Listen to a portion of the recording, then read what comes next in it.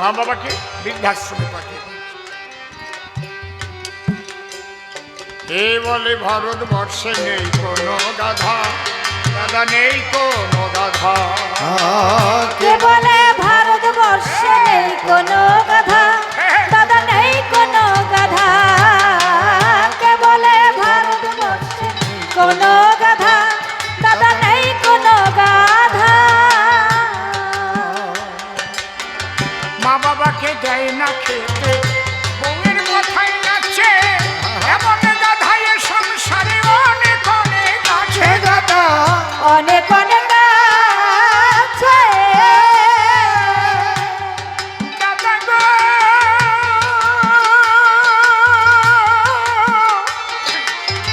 দাদা গো, দাদা ও দাদা গো, দাদা গো। মা বাবাকে দেয় না খেতে, বউয়ের কথায় নাচে, এমন গাধায় সংসারে অনেক অনেক আছে দাদা। অনেক অনেক আছে একটু ভালো করে তাকালেই, ভালো করে তাকালেই কাঁদবে চোখের ধাঁধা। কে বলে ভারতবর্ষে নেই কোনো গাধা, দাদা নেই কোনো গাধা। কে বলে ভারতবর্ষে নেই কোনো গাধা, দাদা নেই কোনো গাধা।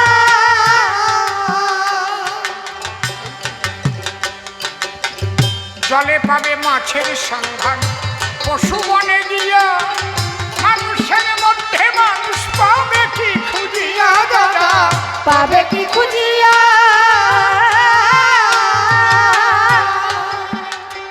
আসতে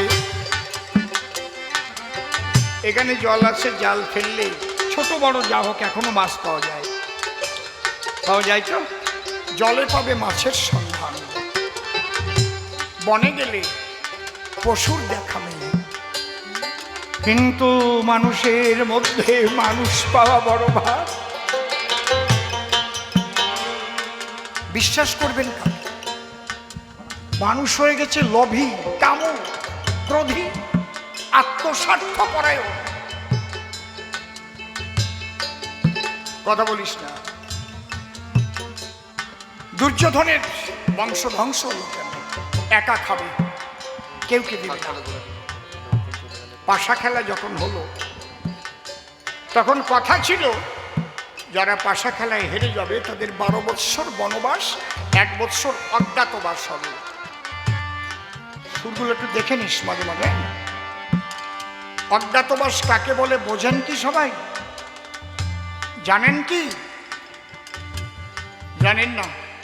কারা কারা জানেন একটু হাত তোলেন। অজ্ঞাতবাস কাকে বলে? কয়জন পেলাম? 1 জন, 2 জন, 3 জন, 4 জন। অজ্ঞাতবাস মানে হচ্ছে 12 বৎসর বনবাসে থাকবে, মনে মনে ঘুরবে। ওখানে ভীম, অর্জুন, নকুল, সহদেব, যুধিষ্ঠির, কুন্তি, দ্রৌপদী চিনে ফেললে কোনো ব্যাপার নাই, কিন্তু অজ্ঞাতবাস মানে এমন ভাবে তোমার থাকতে হবে কেউ যেন তোমাকে না চেনে। যদি তোমাকে চিনে ফেলে আবার 12 বছর বনবাস হবে। কেউ যদি খবর দেয় দুর্যোধন দেখে এলাম অমুক জায়গায় যুধিষ্ঠিরকে, তাহলে তার আবার 12 বছর বনবাস হবে। ভেবে দেখো তাই কত বড় কঠিন চুক্তি, শুনুন তাই সবাই। কিন্তু এই চুক্তির মধ্যে আবার একটু গেরোটা ফসকা দিল কে? শকুনি। শকুনি দুর্যোধনের দলে কেন গেল? আপনাদের শোনার ধৈর্য আছে তো নাকি? শোনার ধৈর্য আছে তো?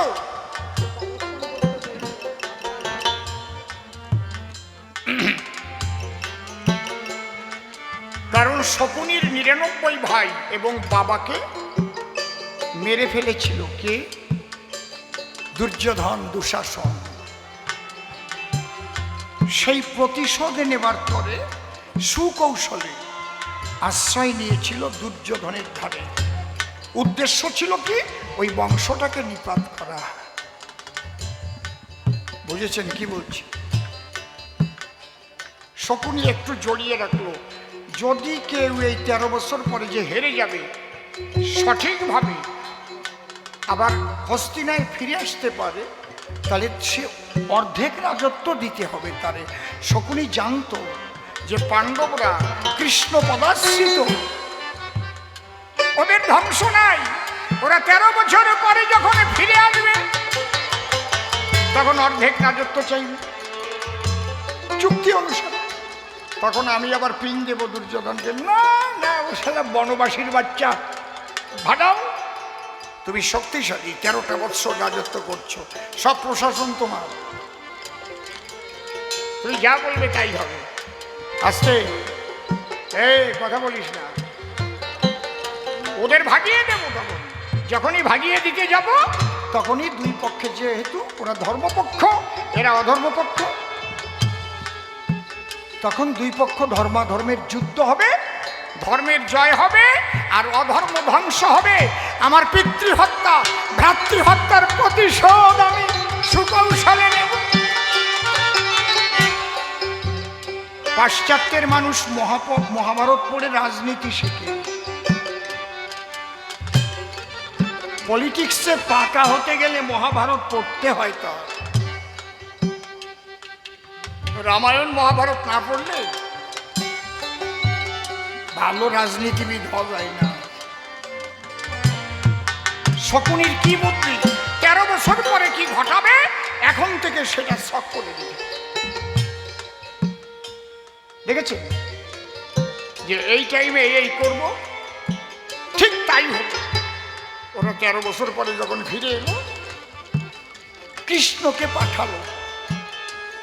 কৃষ্ণ, একটা কাজ করো, আমরা 5টা ভাই, অর্ধেক রাজত্বের আমাদের দরকার নাই, 5খানা গ্রাম হলে আমরা কয়দিন আর বাঁচবো, ওইটুক নিয়ে আমরা থাকতে চাই। শকুনি আবার পিন দিচ্ছে, না দেবা না, দিয়ে দিলি তোর যুদ্ধ বাঁধবে না। ইন্দ্রপ্রস্থ তিলপ্রস্থ মাকুন্দ বারুণাবত দেহিমে চত্তারং গ্রামং পঞ্চমে হস্তিনাম। দুর্যোধন কি বলল? শুনো কৃষ্ণ নীলপদ্মে, বিনা যুদ্ধে সুচাগ্র মেদিনী করিব না দা। কথা নষ্ট হল। কৃষ্ণ অনেক চেষ্টা করল, বেয়াই মশাই এটা বলা ঠিক নয়, কোনো চুক্তি হলে সেটা মানতে হয়, দিয়ে দাও, এটা শরিকি সম্পত্তি, দিয়ে দাও, অর্ধেক দিয়ে দাও।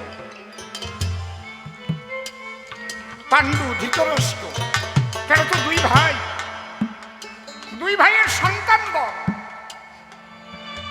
ওদিকে কৌরব ওদিকে পাণ্ডুর নন্দন, দিয়ে দাও। তাতে কৃষ্ণকে দড়ি নিয়ে এলো বানতে, বেঁধে রাখ, ওইটাকে কারাগারে ফেলে দিই।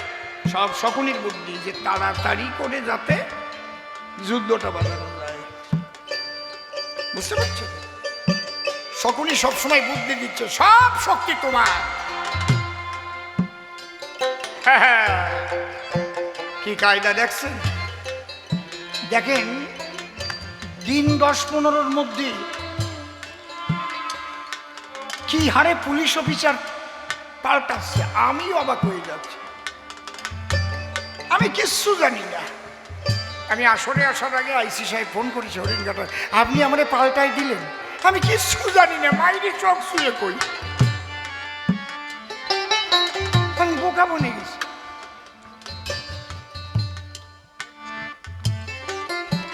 কায়দা আছে, হ্যাঁ কায়দা আছে, এই লোকটার মহাভারত পড়া আছে।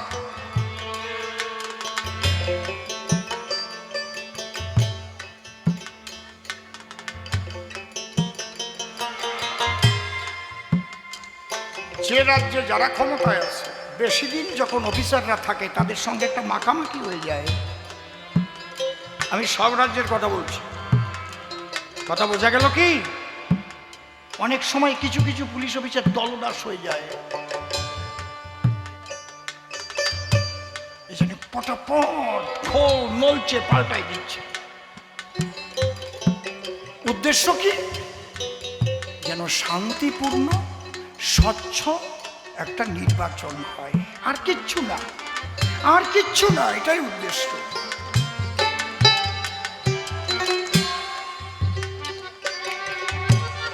যখন এই সম্পত্তি দিল না, তখনই তো যুদ্ধ আরম্ভ হলো। কৃষ্ণ অনেক বলেছিল দুর্যোধন, ক্রোধ করো বর্জন, ক্রোধ খুব খারাপ, ক্রোধের দ্বারাই ধ্বংস হয় মানুষ। এই জন্য দেখবেন গীতা পড়ে কি লেখা আছে, ক্রোধাৎ ভবতি সম্মোহ, সম্মোহাৎ স্মৃতি বিভ্রম, চ্যুতি ভ্রংসাৎ বুদ্ধি নাশ, বুদ্ধি নাশাৎ প্রণশ্যতি। ক্রোধের দ্বারাই শেষ হয়ে যায় মানুষ। লোভে পাপ, পাপে মৃত্যু হয়।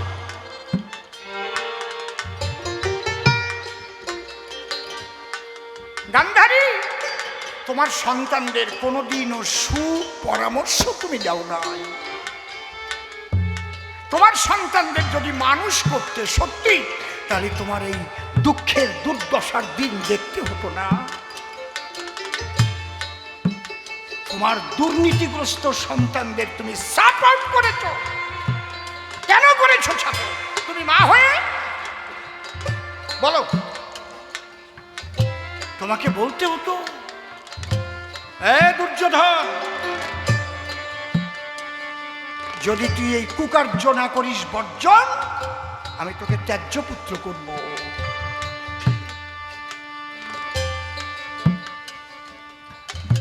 শ্যামল 8 সালে টালে একজন পুলিশ অফিসার, যখন বামফ্রন্ট সরকার ছিল, ওটা কোন থানা, রিজেন্ট পার্ক, 1 মাস আমাকে বামফ্রন্ট সরকার বিশেষ একটা কারণে সিকিউরিটি দিয়েছিল। আমি শুয়ে থাকলেও মাথার কাছে রাইফেল নিয়ে বসে থাকি। আসতো ওই পুলিশ অফিসারকে আমি 1 কাপ চা খাওয়াতে পারি নাই। বলছে আপনার তখন 1 কাপ চা কত ছিল দাম? 50 পয়সা ছিল। বলছে আপনার পয়সার চা আমি খেতে পারবো না। তিনি মুসলমান ছিলেন। তার কথা মনে পড়লে আমার চোখে জল আসে। আমি বললাম কেন? বলছে আমি যার কাছে মুরিদ হয়েছি, মুরিদ হওয়া মানে দীক্ষা নেওয়া, আমরা যেমন মুর্শিদের কাছে মুরিদ হয়, ভাষাগুলো আলাদা, গুরুর কাছে দীক্ষা নেয়। বলছে আমি যখন সাব ইন্সপেক্টরের জন্য 1 চান্সে আমি পাশ করে গেলাম পরীক্ষা দিয়ে, আমি জয়েন্ট লেটার নিয়ে আমার মুর্শিদের কাছে গেলাম, পীর, বললাম আমি তো এই সাব ইন্সপেক্টরের চাকরি পাচ্ছি। ওই চাকরি করতে পারবি, তুই যা বেতন পাবি তাছাড়া কারো পয়সার চাও খেতে পারবি না, পারবি না হলে আর আমাকে মুর্শিদ বলে পরিচয় দিবি না। গুরু কিভাবে একটা মানুষকে পরিশুদ্ধ রাখতে পারে যদি তার বাক্য শোনা যায়। জীবনে একজনকে পেয়েছি, বলো এই জন্যে আমি মুর্শিদের চরণ চুম্বন করে, আমরা যেমন প্রণাম করি ওনারা চুম্বন করেন।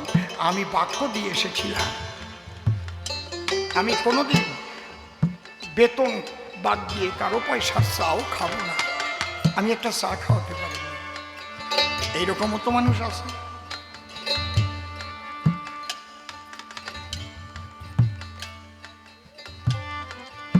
মা, তুমি গান্ধারী, মায়ের শিক্ষা আগে হলে শিশু শেখে মায়ের কোলে। তুমি তোমার সন্তানদের শিখাবি কেন? কোন স্কুলে শিখবে? আগে মা বাবার স্কুলেই তো সন্তানরা সুশিক্ষা পাবে। পারিবারিক শিক্ষা যদি সত্যি সত্যি ভালো না হয়, তাদের ঘরের সন্তানরা কোনোদিন ভালো হয় না, কোনোদিন হয় না। তোমাদের দোষে তোমরা মরেছো, আমার দোষ দাও কেন? জলে পাবে মাছের সন্ধান, পশু মনে দিয়া, মানুষের মধ্যে মানুষ পাবে কি খুঁজিয়া?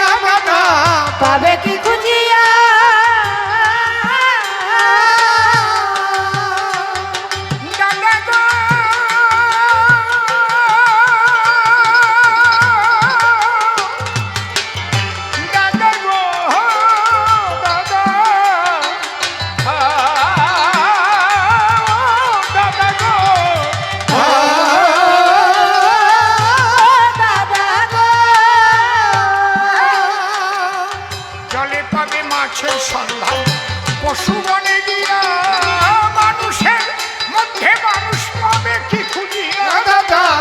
পাবে কি খুঁজিয়া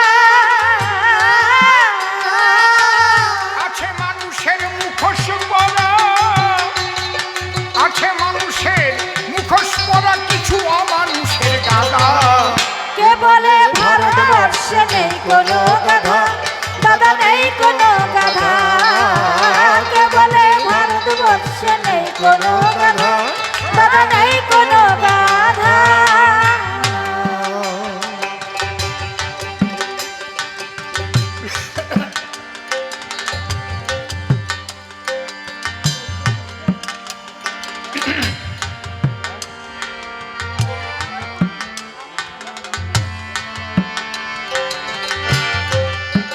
আস্তে 12টা প্রায় বেজে গেছে,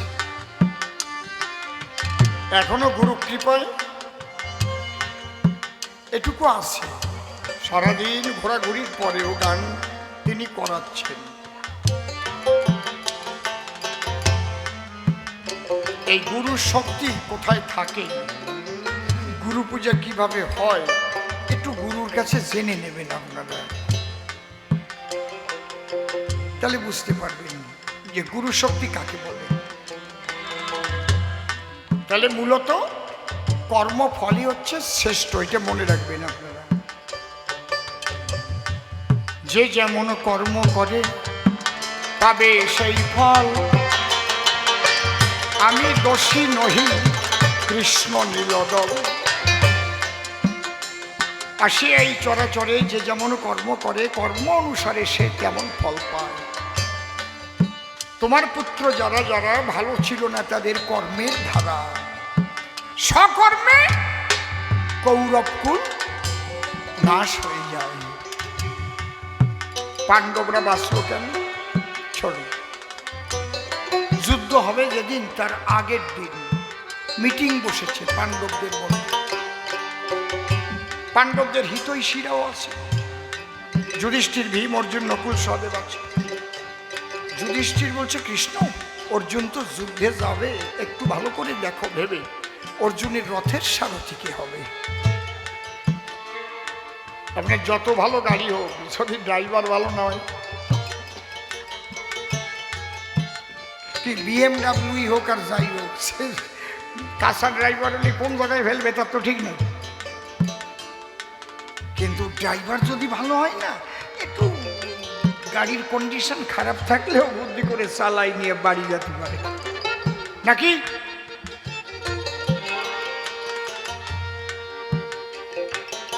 তাহলে রথ চালাবে কে?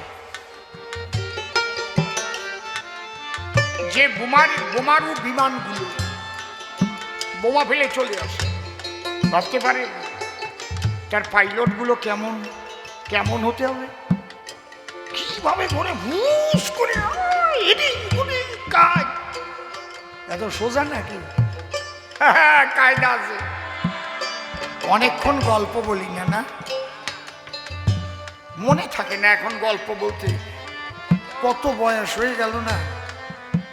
এখন একটু মানুষের কল্যাণমূলক কিছু কথা বললে ভালো লাগে আর কি, তবু না বললে হয় না বলে কিছু কিছু বলি।